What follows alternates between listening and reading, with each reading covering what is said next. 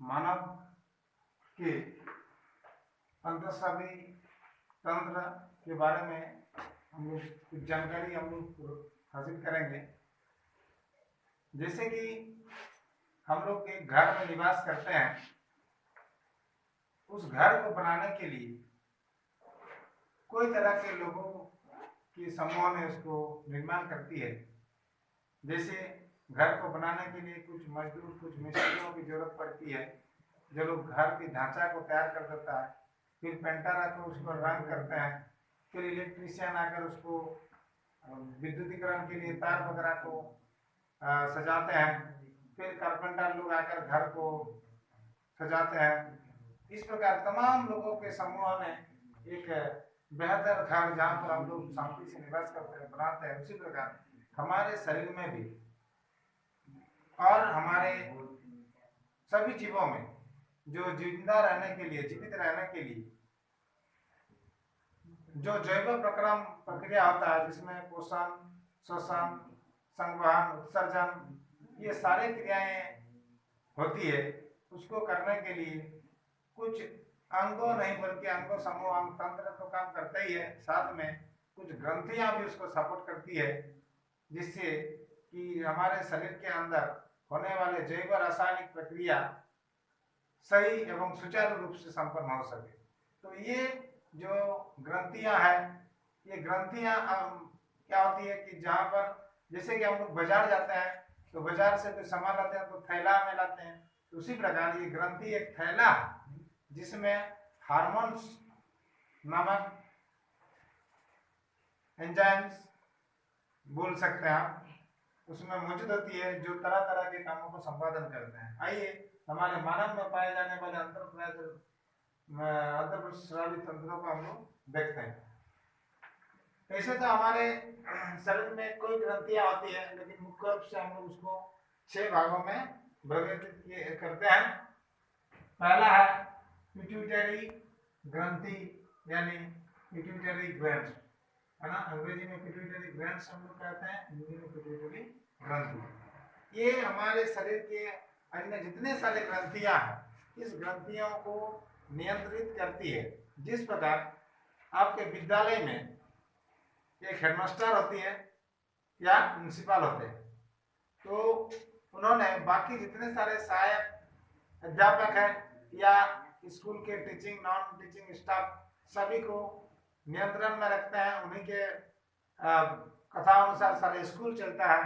तो उसी प्रकार हमारे शरीर के समस्त ग्रंथियां पिट्यूटरी ग्लैंड्स के नियंत्रण में रहता है, इसीलिए इसको हम लोग मास्टर ग्लैंड्स यानी मास्टर ग्रंथि के नाम से भी जानते हैं। इसके 2 हिस्से होती है, एक अग्रपिंडक और दूसरा पश्चपिंडक। अग्रपिंडक वृद्धि हार्मोन्स को स्रावित करती है, जो हमारे शरीर के वृद्धि के लिए उत्तरदायी है। विशेष करके हमारे मांसपेशी और हड्डी, है ना, इसकी वृद्धि के लिए वृद्धि हार्मोन उत्तरदायी होता है। कभी कभी कुछ व्यक्तियों में इसकी ज्यादा स्रावित होने के कारण से वो व्यक्ति आवश्यकता से ज्यादा बढ़ जाता है, बहुत लंबा हो जाता है, और कभी कभी इसका स्राव बहुत कम होता है, जिसकी वजह से वो व्यक्ति की जो वृद्धि की दर है वो घट जाती है, इसीलिए व्यक्ति बौना हो जाता है। इसके अलावा ये अग्रपिंडक से स्रावित होने वाले वृद्धि हार्मोन मनुष्य में नर में शुक्राणु का निर्माण और महिलाओं में अंडाणु का निर्माण में अहम भूमिका निभाती है।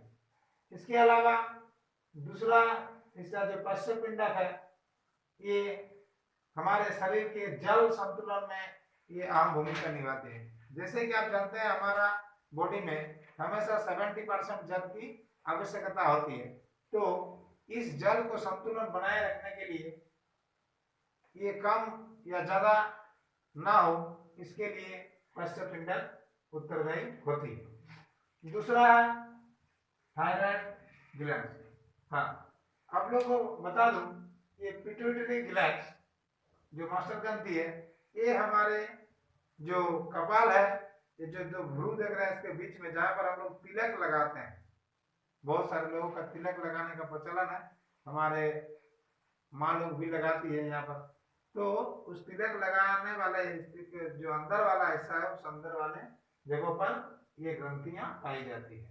दूसरा है थायराइड ग्लैंड, जिसका हम लोग थायराइड ग्रंथि के नाम से जानते हैं, जो हमारे गले के जो यहाँ पर बाक तंत्र बोल सकते हैं आप, कंठ जहां पर है, लेरिंग्स भी हम लोग कहते हैं अंग्रेजी में, उसके सामने ये मौजूद होती है, जहां से थायरॉक्सिन नामक हार्मोन स्रावित होती है। और इस थायरॉक्सिन हार्मोन्स को स्रावित होने के लिए आयोडीन की होना बेहद जरूरी होता है ना। आयोडीन के बिना ये थायरॉक्सिन हार्मोन स्रावित नहीं होती है, इसीलिए हमें आयोडीन युक्त लवण सेवन करने के लिए डॉक्टरों द्वारा या फिर हमारे चिकित्सीय सलाहकारों ने हमें प्रेरित करता है, हमें सुझाव देता है। और जो थायरॉक्सिन हार्मोन्स है, ये हमारा बॉडी में कार्बोहाइड्रेट, प्रोटीन तथा वसा, इसके उपापचयी क्रिया को नियंत्रित करती है। तीसरा है पैराथायरॉयड ग्लैंड्स या पैराथायरॉयड ग्रंथि।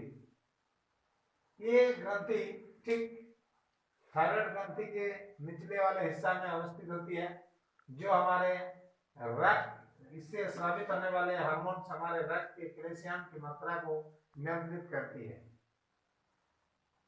चौथा ग्रंथि है एड्रिनल ग्रंथि या एड्रिनल ग्लैंड्स। इसका भी दो हिस्सा है। पहला हिस्सा है कॉर्टेक्स, ये हमारे जो वृक्क है, किडनी के ऊपरी सतह में पाई जाती है, जिसका बाहरी भाग को हम लोग कॉर्टेक्स और अंदरूनी भाग को मेडुला के नाम से जानते हैं। ये कॉर्टेक्स जो बाहरी हिस्सा है, इस हिस्से से 3 प्रकार के हार्मोन स्रावित होता है, जिसका हम लोग ग्लूकोकार्डियोकाइड्स के नाम से जानते हैं। ये हमारे कार्बोहाइड्रेट, प्रोटीन और वसा के पाचन यानी उसका उपापचय क्रिया को नियंत्रित करती है। साथ में दूसरा जो हार्मोन्स है वो मिनरलोकॉर्टिकॉइड्स है, जो हमारे न्यूफ्रॉन यानी हमारे जो किडनी है, किडनी के जो नालिका है, उस नालिका में जो लवण होता है, उस लवण को अवशोषण करने में मदद करता है। और साथ में हमारे जो शरीर में अन्य लवण होता है, उसको भी वो अवशोषण करने में मदद करता है, उसको नियंत्रण करता है।